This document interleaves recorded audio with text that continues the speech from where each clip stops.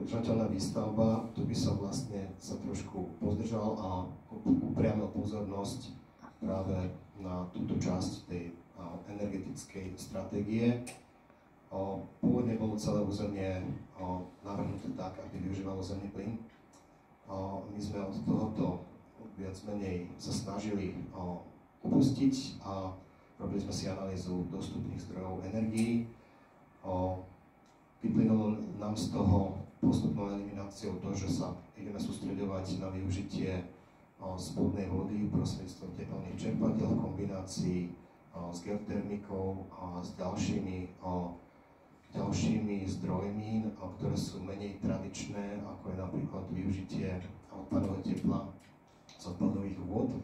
Ale čo je tam veľmi dôležité povedať je, že venujeme sa tiež aj akumulácii tepla a chladu pod zemou, čo je veľmi jedinečná technológia. Nejdem hovoriť o tom zatiaľ podrobne, pretože stále na to pracujeme a ten výsledná podoba toho konceptu bude prinesená v pravý čas.